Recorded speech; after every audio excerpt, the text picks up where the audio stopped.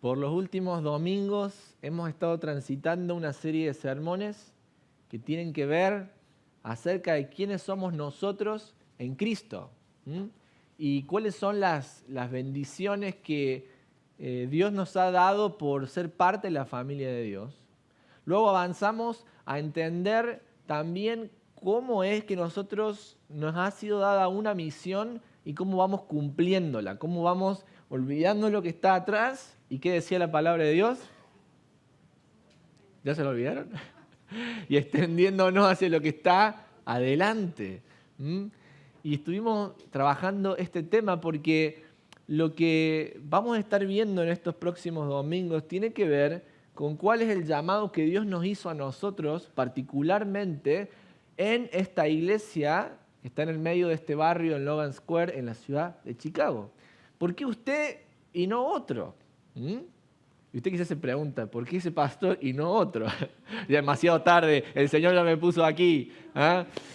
Entonces, hermanos, tenemos que ver y vamos a ir caminando y vamos a ir viendo cómo es que Dios nos llamó a participar de su comunidad, de su pueblo y a ser uno en Él para cumplir una misión. ¿Se acuerdan cuál es la misión de la Iglesia Bautista de Armitage?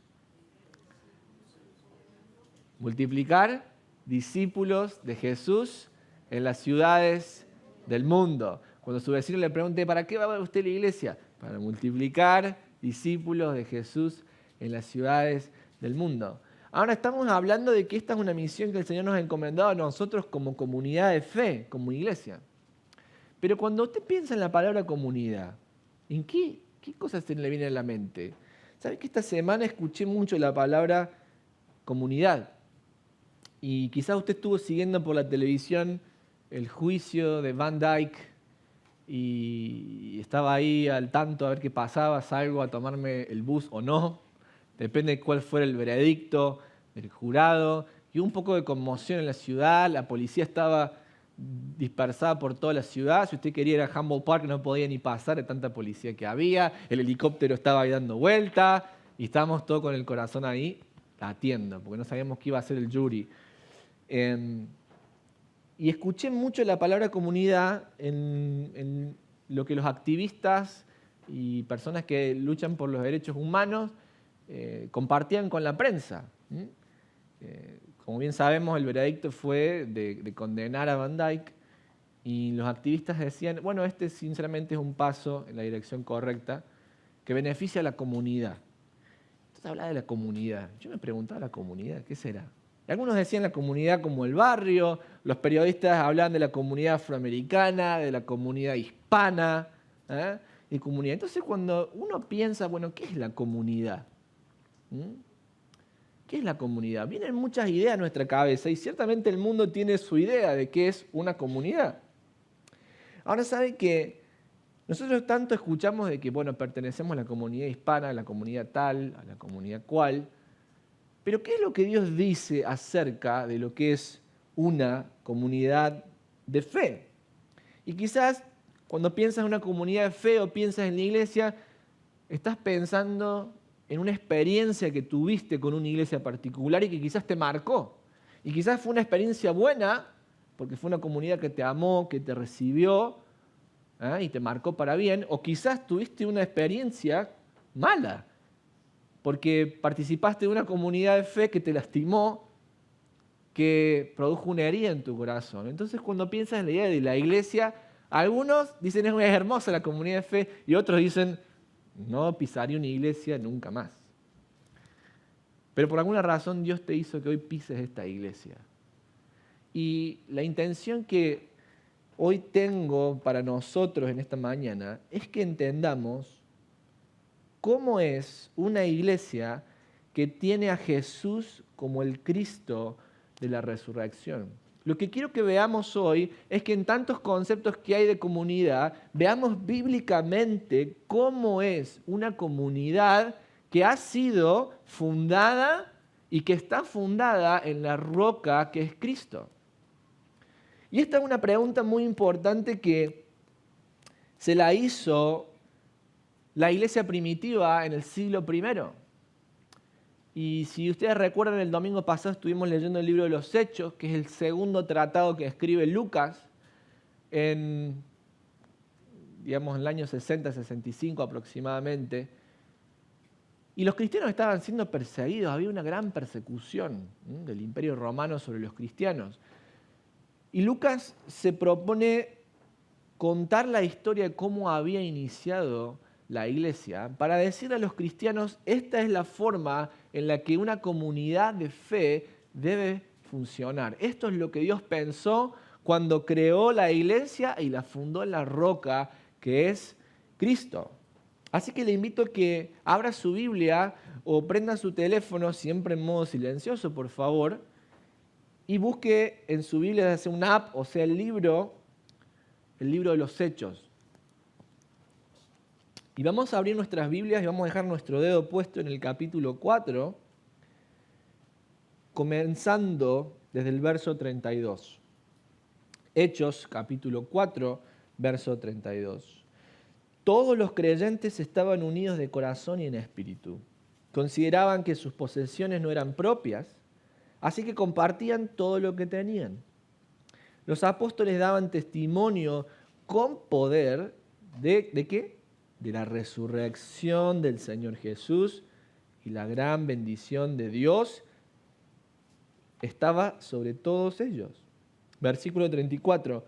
No había necesitados entre ellos, porque los que tenían terrenos o casas los vendían y llevaban el dinero a los apóstoles para que ellos dieran a los que pasaban necesidad.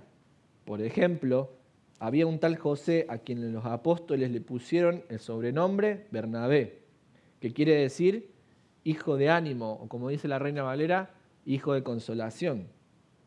Él pertenecía a la tribu de Leví y era oriundo de la isla de Chipre. Vendió un campo que tenía y llevó el dinero a los apóstoles. Hasta aquí nomás la consideración de la palabra de Dios en esta mañana. La pregunta que nos estábamos haciendo esta mañana, y quiero que sea la pregunta que nos hagamos a nosotros mismos, es ¿cómo es una iglesia que tiene a Jesús como el Cristo de la resurrección en el centro? En otras palabras, ¿cómo funciona una comunidad de creyentes que vive a Cristo como el Señor? Y es importante porque quizás usted está buscando una iglesia y dice, bueno, ¿dónde ir? Aquí le vamos a dar los parámetros. Cosa que si a usted no le gusta nuestra iglesia, busque una que sea parecida a lo que dice la palabra de Dios. En primer lugar, de acuerdo a lo que leemos en el texto, es una comunidad que tiene un mismo sentir. Una comunidad que quiere lo mismo. Si miramos todos juntos, el versículo 32 dice, todos los creyentes estaban unidos de corazón y en espíritu. Ciertamente una iglesia basada en la palabra de Dios, una iglesia que tiene a Cristo como el centro, es una comunidad que tiene un mismo sentir y que quiere lo mismo. Lucas está haciendo referencia a dos cosas. En primer lugar, ser de un mismo corazón y un mismo espíritu hace referencia a una profecía que habían dado los profetas en el Antiguo Testamento. Y yo esto ya lo mencioné mucho, pero ¿se acuerdan que les dije que los profetas habían predicho, habían anticipado que un día Dios iba a hacer un nuevo pacto con la casa de Israel y con las naciones? Y ese pacto iba a ser mediado a través del Mesías, esto es Cristo Jesús. Y por eso vemos, por ejemplo, versículos como Jeremías capítulo 31, verso 31, Joel capítulo 2, Ezequiel 11, 36, ya hablamos mucho de eso. Pero lo que está haciendo referencia Lucas probablemente es Jeremías capítulo 32, verso 29, una profecía del Antiguo Testamento. ¿Qué era lo que se prometía? ¿Qué era lo que estos profetas de Dios anunciaban y adelantaban? Miren lo que dice Jeremías 32, 39. En aquel tiempo les daré un corazón y un camino para que me teman perpetuamente, para que tengan bien ellos y sus hijos después de ellos. Y haré con ellos pacto eterno, que no me volveré atrás de hacerles, ¿qué? Hacerles bien y pondré mi temor en el corazón de ellos para que no se aparten de mí. Desde el momento de los profetas del Antiguo Testamento ya se anunciaba que Dios iba a levantar un nuevo pueblo, el Israel de Dios, compuesto por el pueblo de Israel y todas las naciones de los gentiles, que somos nosotros, injertados ahí. ¿Y qué iba a pasar? Iba a haber un mismo corazón y un mismo camino.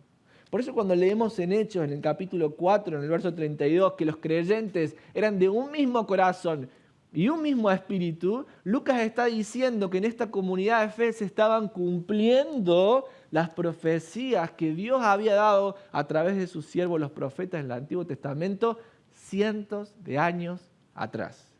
Qué precioso, ¿no? Ahora, ¿cuál es el punto de esto, de tener un nuevo corazón, un mismo corazón y un mismo camino? El punto está que Lucas está haciendo una referencia al Espíritu Santo. Ese Espíritu Santo que en el Hechos capítulo 2 había sido derramado sobre la iglesia en el día de Pentecostés. ¿Por qué es tan importante? Porque parte de la promesa que Dios tenía en este nuevo pacto es que le iba a dar a su pueblo un corazón de carne y no un corazón de piedra. Que iba a derramar su Espíritu sobre ellos de tal manera que desde adentro iba a haber una regeneración en el pueblo de Dios que permitiera buscar a Dios y a sus caminos. Lo que está diciendo Lucas en ser de un corazón y un espíritu, está hablando de una comunidad que ha sido regenerada por el Espíritu Santo de Dios. Y como ha sido regenerada por el Espíritu Santo de Dios y Dios ha cumplido su promesa, es una comunidad que busca lo mismo y quiere lo mismo. ¿Por qué? Porque como dice el apóstol Pablo en 1 Corintios en el capítulo 12, todos nosotros hemos sido bautizados en un mismo espíritu. ¿Cuántos Cristos hay? Uno solo. Por eso Pablo se enoja con los corintios cuando decían yo soy del apóstol Pablo y hay otro grupito que decía yo soy de Apolo. Y Pablo dice, bueno, ¿cuántos Jesús hay? ¿2, 3? ¿Cuántos? No, hay uno solo. ¿Para qué van a hacer facciones y divisiones? Una iglesia bíblica que tiene a Jesucristo como el centro es una comunidad de personas que han sido regeneradas por el Espíritu Santo de Dios y por lo tanto están buscando lo mismo y quieren lo mismo. Ahora yo pregunto, una comunidad que ha sido regenerada por el Espíritu Santo, ¿qué quiere? ¿Qué busca?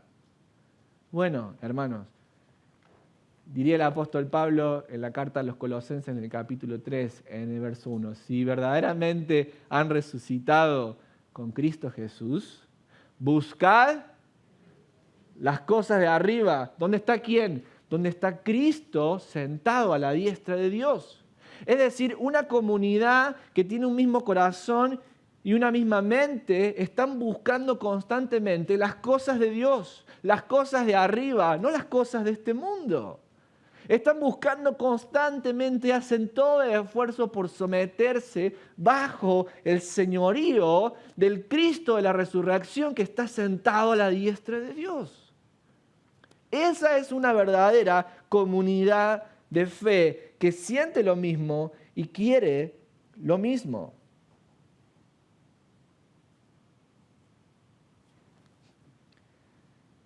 Ser de un mismo mente y un mismo corazón tiene que ver con buscar las cosas de arriba. ¿Y saben qué es buscar las cosas de arriba? En las palabras del apóstol Pablo, lo estoy mareando hoy con tantas citas, en el Filipenses, en capítulo 12, verso 1 al 5, dice el apóstol, por tanto, si hay alguna consolación en Cristo, si hay algún consuelo de amor, si hay alguna comunión en el Espíritu, si es verdad que tenemos algo en común, le dice a los filipenses, si hay algún afecto entrañable, si hay alguna misericordia, completad mi gozo, sintiendo lo mismo, teniendo que el mismo amor, unánimes, siendo y sintiendo una misma cosa. Esto significa ser de un mismo corazón y un mismo espíritu. Nada hagáis por contienda o por vanagloria, antes bien con humildad, estimando cada uno a los demás como superiores al mismo, no mirando cada uno por lo suyo propio, sino cada cual también por lo de los otros. La iglesia es una comunidad que siente lo mismo y quiere lo mismo. ¿Qué significa esto? Que no estoy pensando en lo que es bueno para mí, sino estoy pensando en lo que es bueno para el otro. Estamos constantemente animándonos unos a otros a buscar el reino de Dios y su justicia. Y el ejemplo que da el apóstol Pablo en Filipenses 2 es nuestro mismo Señor Jesucristo. Haya pues en vosotros el mismo sentir que también hubo en Cristo Jesús, el cual siendo igual a Dios, ¿qué hizo? No estimó el ser igual a Dios como cosa a que aferrarse, sino que se humilló, tomando forma de hombre. Y no solamente eso, sino que se hizo siervo y fue obediente hasta la muerte y muerte de cruz. Hermanos, ser de un mismo corazón, una misma alma, una misma mente, significa que el Espíritu Santo está activo en tu vida y en la mía, y que nosotros estamos constantemente buscando las cosas de arriba. Ahora te hago una pregunta. ¿Está el Espíritu Santo activo en tu vida? ¿Cuáles son las cosas que estás buscando? ¿Cuáles son los objetivos que te estás planteando? Saben que nosotros no podemos buscar lo que es lo suyo propio, sino que tenemos que buscar lo que es bueno para los otros. No los quiero retar, hermanos, pero los miércoles que tenemos la reunión de oración una vez al mes, solo el 25% de esta comunidad de fe viene a orar. Bueno, es que yo cansado del trabajo, sí, pero ¿saben que hay hermanos que están enfermos? Que están esperando que nosotros doblemos nuestras rodillas en oración. Sí, pero yo oro en mi casa, no es lo mismo. Porque cuando nos reunimos todos juntos, somos el cuerpo de Cristo. Usted solo en su casa no es el cuerpo de Cristo. La iglesia es el cuerpo de Cristo. Colosenses capítulo 1, clarísimo. Ya hablamos mucho de esto. Solamente el 25% de nosotros viene a orar. Bueno, es que tenía que hacer esto, tenía que hacer lo otro. 1 hora al mes. Cuando empezamos a ver eso en nuestras vidas, nos tenemos que preguntar, ¿qué estoy buscando? ¿Estoy buscando el bien de los demás o estoy buscando mi propia comodidad? ¿Sabes que hay hermanos que están desanimados y que no vienen a la iglesia? Bueno, es responsabilidad del pastor. Bueno, en parte es un poco mi responsabilidad, pero yo no soy omnipresente para estar en todos lados, ¿verdad? Si no, estaría con el Señor y no con ustedes. ¿Ah? Pero Dios puso dones espirituales en sus vidas para que ustedes también se animen unos a otros en buenas obras. ¿Hace cuánto que usted no levanta el teléfono para llamar a ese hermano que hace mucho que no viene? ¿Hace cuánto que no le escribe un mensaje de texto, estoy orando por ti? ¿Hace cuánto que no va a servir a esa viuda que sabe que se le rompió algo en la casa y que no tiene esposo ni hijos, y ahí está la cosa rota y la pobre está ahí lidiando con eso? ¿Hace cuánto que no estamos mirando nosotros por el bien de los demás? Si realmente el Espíritu Santo nos está transformando, hermanos, tienen que haber frutos. Y tenemos que ser esta comunidad de fe que quiere una cosa y que quiere la misma cosa. Y lo que quiere es honrar a Cristo Jesús. Ahora saben que esta frase, ser de un mismo corazón y un mismo espíritu, es también un helenismo, es decir, un término que se usaba mucho en la Grecia antigua para referirse a la amistad. Cuando se decía que una persona era de un mismo corazón y un mismo espíritu con otra, estaba hablando que había una relación de amistad. Yo le pregunto a usted, ¿cuántos amigos tiene en la iglesia? Y entonces te empieza a contar y le alcanza este dedo, la falange esta de la mano para contar cuántos amigos tiene. ¿Pero por qué? Porque venimos a la iglesia a consumir un sermón y nos volvemos a nuestra casa como si estuviera... No, esto no es una casa de consumo, esto no es el Best Buy que usted va a comprar algo y se vuelve a su casa. No, esta es la iglesia de Dios. Esta es la iglesia de Jesucristo. Él vertió su sangre preciosa por ella. por usted, por mí. La pregunta que nos hacemos es, ¿tienes amigos en la iglesia? ¿Tiene amigas que usted la puede llamar, hermana, me voy a tomar un café con usted esta semana? ¿Somos realmente personas que sentimos una misma cosa, que queremos una misma cosa? ¿Saben qué? Les doy un ejemplo. El otro día se me acercó una hermana y me dice, pastor, por favor póngame a trabajar. Deme algo para hacer. Quiero servir al Señor. Y yo pensé que estaba soñando. Yo pensé, digo, no sé, me pellizcaba para ver si era cierto. Cuando veo eso, hermanos, me alienta saber que el Espíritu Santo de Dios está trabajando en la vida de una hermana que la lleva ese fuego del Espíritu Santo a decir, yo quiero servir a mi Señor. Entonces, tenemos que pensar, hermanos queridos, si que realmente queremos ser una comunidad bíblica, pues seamos una comunidad bíblica. Bueno, es que cuesta, yo sé que cuesta, pero tenemos que seguir lo que dice la palabra de Dios, no nuestra propia comodidad o conveniencia. Dice la palabra de Dios que una comunidad de fe que tiene a Cristo como el centro es una comunidad que tiene un mismo sentir, que quiere lo mismo. Pero también es una comunidad que da generosamente y sin reservas. Miremos juntos la segunda parte del versículo 32. Consideraban que sus posesiones no eran propias, así que compartían todo lo que tenían. ¿Escuchó? Consideraban que sus posesiones no eran propias, así que compartían todo lo que tenían. ¿Lo estoy inventando yo o lo estamos leyendo de la santa palabra de Dios? De ahí, ¿verdad? Eso yo no sé qué más quiere que le explique. Se explica solo. Una comunidad que está basada y asentada en la roca que es Cristo, que tiene a Cristo como el centro, no es solamente una comunidad que quiere lo mismo y siente lo mismo, sino que es una comunidad que da generosamente y sin reservas. Hermanos, cuando pensamos en la iglesia, en Hechos en el capítulo 4, no estamos hablando de que era un club de amigos. Voy a hacer una aclaración, porque yo digo, tómese un café, hágase amigos, está muy bien. Pero la iglesia no es solamente un club de amigos, donde un club filántropo donde yo vengo a socializar, vengo a ver qué se puso la otra señora, para que le pueda copiar, me gustaron esas botas, me las voy a comprar. La iglesia no es un club social de amigos.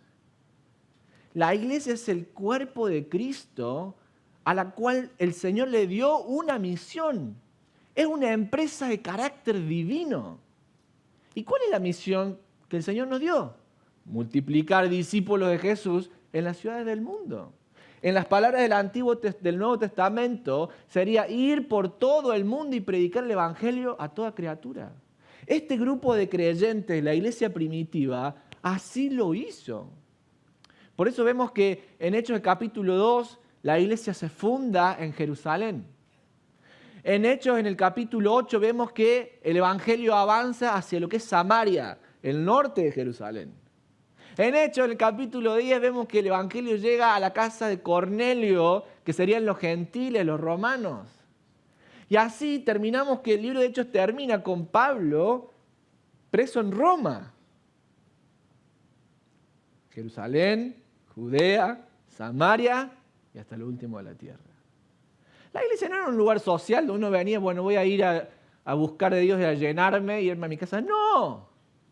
La iglesia era un lugar donde venían los hermanos para cumplir el mandamiento que Cristo les había dejado. Toda potestad, dice Hechos capítulo 1, verso 8, me es dada en los cielos y la tierra. Por tanto, vayan y sean mis testigos en Jerusalén, Judea, Samaria y hasta lo último de la tierra. Ahora, cuando hablamos de que los hermanos eran una comunidad que daban generosamente, estamos hablando de recursos económicos. Entonces ahí ya se asustó, usted dice, ay, la iglesia del dinero, ay. Porque hemos tenido muy malos ejemplos quizás. O porque quizás viene una iglesia que lo único que hacían era pedirle dinero. Pero una iglesia del Nuevo Testamento es una iglesia que da generosamente, no solo de su tiempo, sino también de sus recursos financieros. Al punto tal que Lucas nos pone un ejemplo que es Bernabé, que vendió su campo que tenía y con el dinero se lo dio a los apóstoles. ¿Para qué? Para que no haya ningún necesitado en medio de esa comunidad. Y después Lucas va a poner otro ejemplo. Ese es el buen ejemplo de Bernabé. Y el mal ejemplo es Ananías y Zafira, Hechos capítulo 5. ¿Qué les pasó? Se murieron por tacaños y mentirosos. Y mentirosos. Los tacaños tiemblan ahora. Hermanos, si el Señor nos compró con su sangre preciosa, no es solamente para que le demos de nuestro tiempo, pero también que le demos de nuestros recursos. Porque la misión no se va a cumplir sola. Tenemos a Joseph Sharon, nuestro misionero en la India. Fue miembro de nuestra congregación por años. Lo encomendamos y lo mandamos a la India. Dios lo está usando para levantar una universidad cristiana. ¿Usted cree que esa universidad se va a levantar con aire? No, ¿verdad? Nosotros tenemos que servir a Dios con nuestros recursos financieros. ¿Para qué? Para pagar los ladrillos de esa universidad que se está levantando en la India. ¿Por qué? Porque queremos cumplir la gran comisión hasta lo último de la tierra. Cada centavo que nosotros ponemos es un centavo que lo utilizamos para avanzar el reino de Dios. ¿Y sabe qué, mis queridos? Lucas particularmente en su Evangelio, en el libro de Hechos, es tajante con el dinero. Miren lo que dice Lucas, el Evangelio de Lucas, el capítulo 14, en el verso 33. Palabras de Jesús, cuando habla de quiénes son sus discípulos, dice: así pues, cualquiera de ustedes que no renuncia a todo lo que posee, no puede ser mi discípulo. En el capítulo 16, en el verso 13 de ese Evangelio, otra vez encontramos a Jesús diciendo que no podemos tener dos señores, que no podemos servir a Dios y a las riquezas. ¿Y saben qué, hermanos queridos? El Dios, el ídolo de la ciudad de Chicago es el trabajo y es el dinero. La gente hace cualquier cosa para trabajar más y para tener más. Y a usted no le gusta lo que le estoy diciendo. A usted no le gusta porque se siente confrontado. Pero ¿sabe qué, hermano? Si lo ofendo, yo le pido perdón. Pero si usted se siente confrontado por las palabras de Jesús, arrepiéntase. El ídolo de esta ciudad es el trabajo, es el dinero. La gente abandona a su familia por trabajar más. La gente abandona al Señor por trabajar más. No, es que trabajo. Como si fuera una excusa eso. No, es que todo lo dejan por ese Dios. Lo que Jesús está diciendo es que no puedes vivir así. O lo sigues a Él o sigues tus propios ídolos. Pero no puedes servir a Dios y a las riquezas. ¿Estoy diciendo que está mal tener dinero? No, para nada. Lo que estoy diciendo es que cada centavo que tenemos en nuestra cuenta bancaria, si la hay, si está ese centavo le pertenece a Dios. Lo que tú tienes puesto le pertenece a Dios. ¿Quién piensas que te dio la salud para trabajar? ¿Quién piensas que te dio el trabajo que tienes? Dios. Y sabes que Él, para corregirnos, muchas veces dice: le voy a quitar la salud a esta persona. ¿Por qué? Porque no se está dando cuenta que todo lo que tiene viene de mí. Por eso es importante que seas generoso con tus ofrendas, con tus diezmos, que seas fiel, que no te lo guardes para ti, sino que lo inviertas en la obra de Dios, porque cada centavo le pertenece a Dios y con cada centavo el Señor avanza su misión.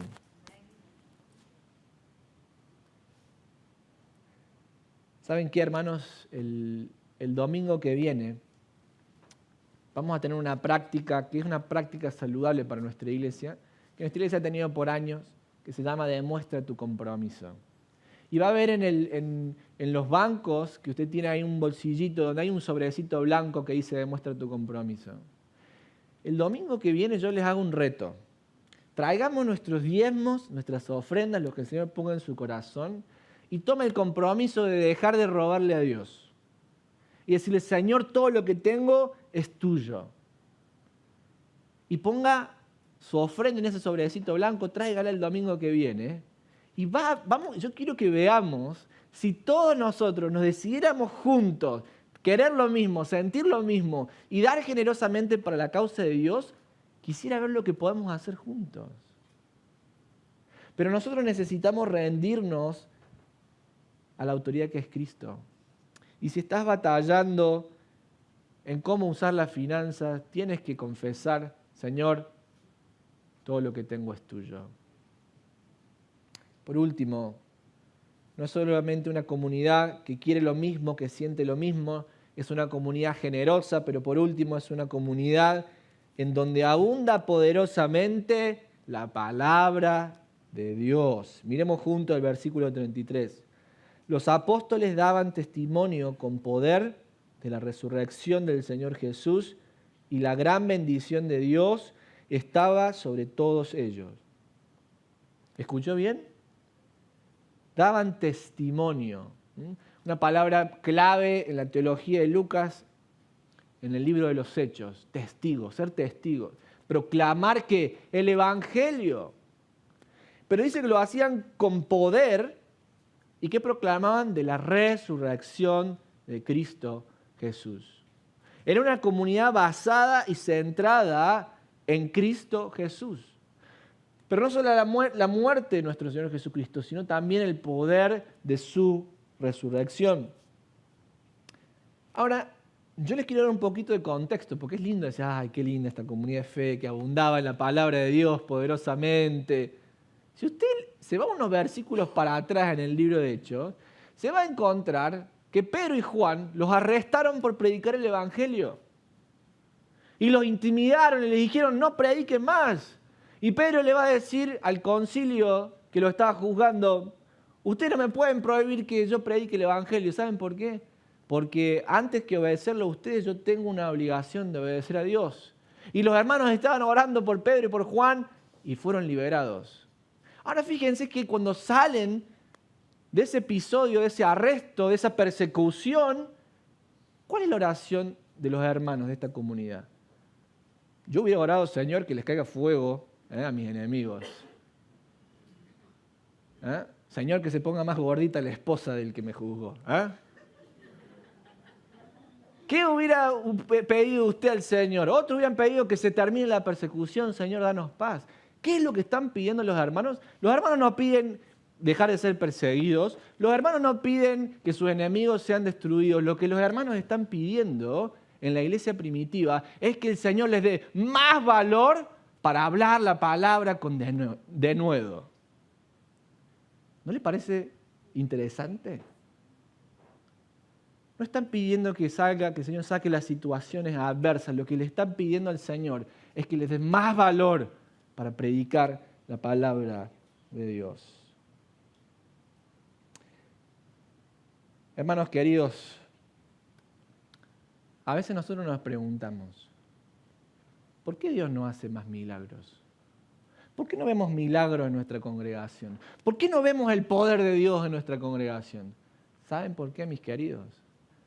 Porque somos una comunidad de fe que ha perdido el objetivo y el centro, que es la palabra de Dios. Lo hemos perdido. No abundamos en la palabra de Dios como deberíamos abundar. Estar llenos del Espíritu Santo, de acuerdo al libro de Hechos, en el capítulo 2, en el capítulo 4, es abundar en la palabra de Dios. ¿Y qué es abundar en la palabra de Dios? Levantarme todos los días a leerla. Pasar tiempo con Él. Abundar en la palabra de Dios significa que me levante el domingo a venir a mi estudio bíblico a la mañana y a buscar más de Él. Significa que le predico a mis amigos, a mis compañeros en el trabajo, en la escuela, en la calle. Significa que me compro un perro para conectar con la gente en la calle, para contarles del Cristo de la resurrección. Abundar en la palabra de Dios tiene que ver con un corazón que está constantemente impulsando el Evangelio de la resurrección. Para serles honestos, mis amados, Toda la gente quiere ver milagros. Yo quiero ver milagros, quiero ver que esta situación salga de mi vida. Gloria a Dios por eso. Pero en vez de pedir que Dios haga un milagro y quite tu enfermedad, que Él quite tu aflicción, que quite la opresión, ¿por qué no le pides, Señor, hazme abundar más y más y más en tu palabra? Dame más valor, dame más valor. Para que cuando vengan a preguntarme cómo estás y yo esté tendido en el lecho de mi cama por la enfermedad, yo pueda abundar en la palabra de Dios. ¿Saben por qué, mis amados? Porque nuestra salud física o nuestro bienestar terrenal no es el fin de las cosas. Cristo es el fin de las cosas.